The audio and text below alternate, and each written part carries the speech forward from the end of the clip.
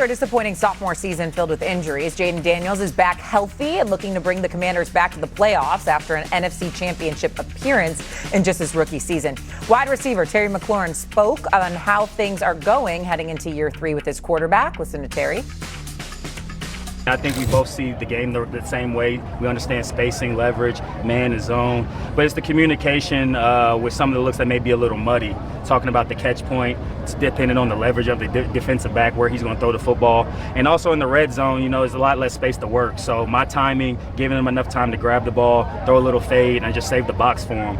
But it's just fun to be able to work with a guy like that. And you just see him continuing to grow as a leader. His vocalness is definitely standing out even more. He's a laid-back guy, but when he says things, you definitely listen.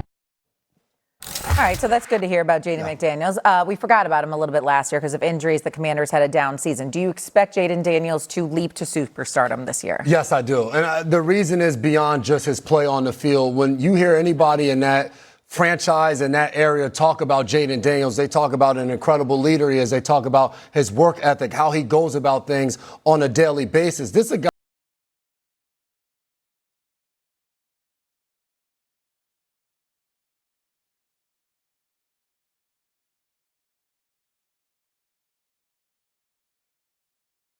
that came into the NFL and had the best rookie year for a quarterback that we've ever seen. Only played in 7 games last year. So it's easy to forget how much of a superstar he was in year 1. They went 12-5. He took over a team where he was the 2nd overall pick. That was a terrible team. He took them all the way to the NFC Championship game with the same guys that were there the year before because of his dominance and because of how athletic and how dynamic he was of a player. For everything we've heard so far in training camp, a new offensive coordinator in David Blau. He's understood. He's picked up this offense. Terry McLaurin, the receiver that wasn't there last year because he was holding in. He wasn't practicing. He's out there on the field. Jayden Daniels has the makeup of a star in this game. He can remain healthy this year, and I think this new offense will allow him to do that. We're going to see him return to form of what we saw in 2024. You thought he was a superstar after his rookie year? How was he not? Because he did it once. That jumps you to superstardom? That Doing year, it once? That year, he was a top 5 quarterback in our league. That dude right there, not the top guy on TV because he did it once or once. We can't just throw people into this superstar stratosphere. No, he got to show me he can do it more than once. Can he be a star?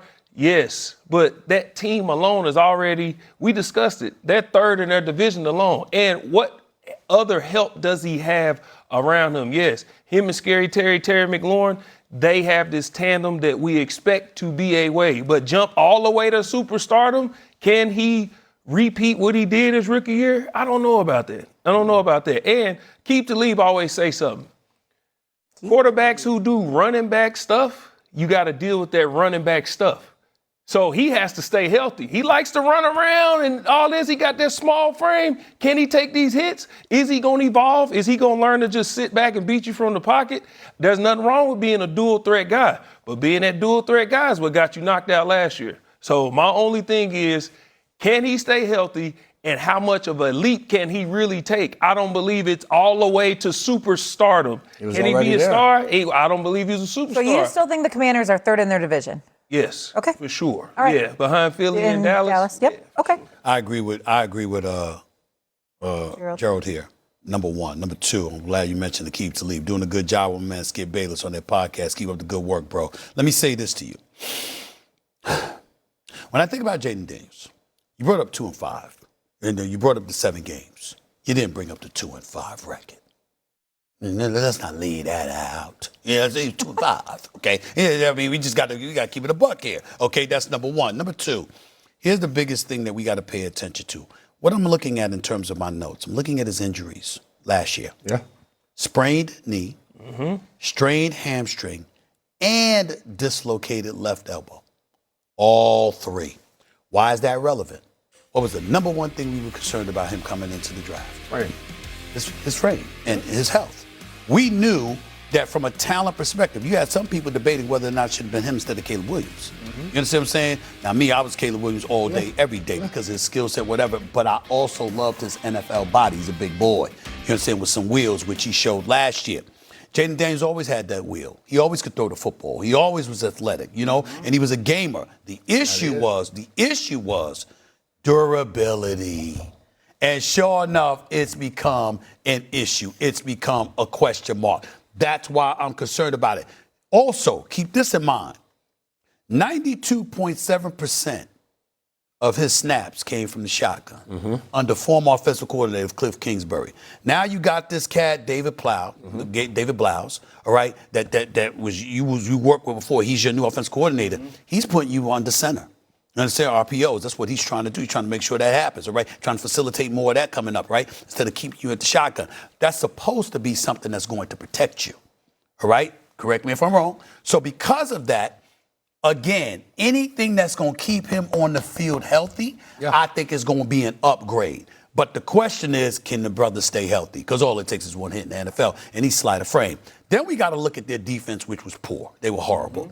The cat Sonny Styles was no joke. That's why they were 2-5. I mean, that brother's special. Yeah. That brother's special. Well, that wasn't why they were 2-5 now. I mean, they were 2-5 early, and then he got hurt, and then missed the last 10 games. And then defense aided to why they were 2-5. So I appreciate you pointing that out. There you go. Thank you. Sonny Styles. Plus, you got some veterans that you added to the mix. Yep. We'll see what we see, no doubt, because that brother's a freak. Make no mistake about it. But I'm just saying, to me, everything rides with Jayden. And the hard part is that, again, it's his health. It's not his game. I think he was great his first year. Now, when you say superstardom, I get where you're coming from because you got to do it over a sustained period of time. I appreciate that. But the flip side to it is that some cats have been in the league a long time, and we never see that level of greatness that he put forth in year one. So I respect that, too. But those injuries, it concerns me. His durability is a concern. Okay, wait, hold on. So where do you think they're going to finish, the Commanders? I know. You two think third. What do you think? I think they're starting out third, and it's going to be dependent upon that man, Jayden Daniels. He can propel them beyond third. So that's my question. If the Commanders can somehow propel themselves beyond third, second, they can beat the Dallas Cowboys and they can beat the Eagles, do you think then he could become a superstar in this league? Does that propel him to superstar? He played 17 games his rookie year, so it's not like it's... It's not like it's never been done. What do you think? I still don't see superstardom.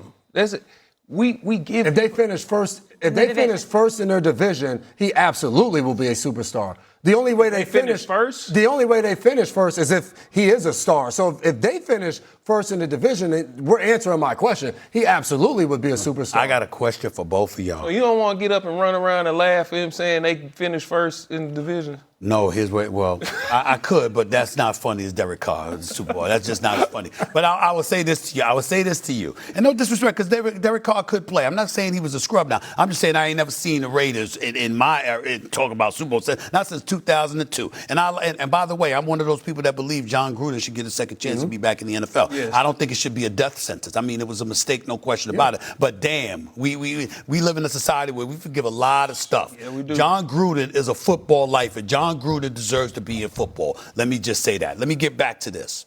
Got this question for y'all.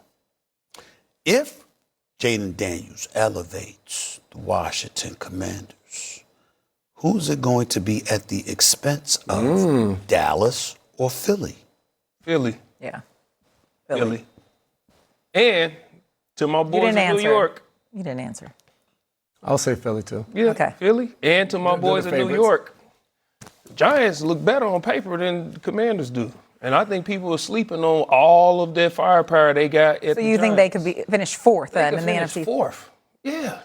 They could finish fourth. Starting a whole new argument. It really is. Here's what I can't do anymore is say Terry McLaurin and then Jayden Daniels in the same sentence because it becomes Jayden McDaniels, which is a big mess. More first take on the way. Sports. I heard in my ear, well, who's McDaniel? I don't know who that is. On the way, the Raiders are trying to, speaking of the Raiders, they're trying to turn the tide. Wait until you hear why Clint Kubiak says this team is the right group to do it. We'll see then if Stephen A.'s still laughing.